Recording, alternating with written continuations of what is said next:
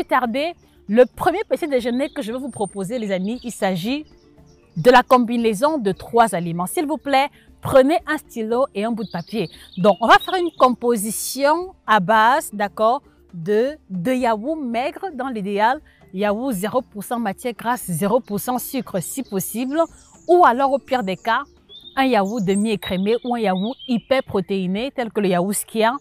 Et deuxième coupe alimentaire, on aura une pomme, mais de préférence la pomme verte que j'ai nommée la pomme Granny Smith. Et en troisième lieu, ce sera les noix, dont un mélange de noix, noix de pécan, noix de Brésil, les amandes, noix de cajou. C'est comme vous décidez, d'accord? Donc, on fera la combinaison de yaourt, de pommes et de noix. Voilà, donc ça c'est la première combinaison que je vous propose. Alors, pourquoi une telle combinaison? C'est parce que vous voyez, la pomme, d'accord, va pouvoir apporter les fibres insolubles dont on a besoin pour fluidifier la digestion. Ça, c'est le premier élément. La pomme va également nous apporter la vitamine C qui est indispensable le matin pour pouvoir pallier à nos besoins et nous apporter l'énergie et la vitalité indispensables pour vaquer à nos occupations.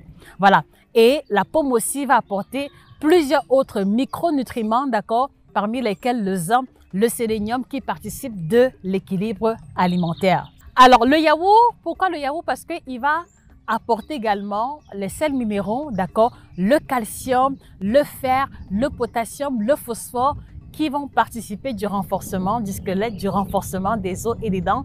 Et ce qui m'intéresse davantage à ce niveau, c'est sa forte teneur en protéines.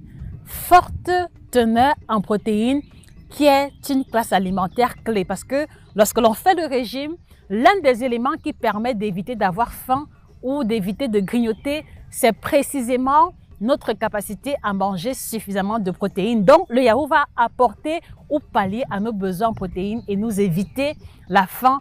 Et je peux vous garantir que ce petit déjeuner va pouvoir vous rassasier sur au moins 4 à 5 heures de temps.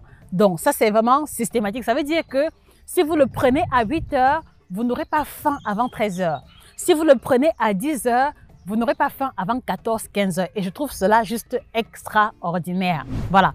Et donc, la troisième classe alimentaire, qui est celle des noix, elle va apporter la bonne matière grasse. Elle va apporter les acides gras insaturés. Elle va apporter encore plusieurs sels minéraux.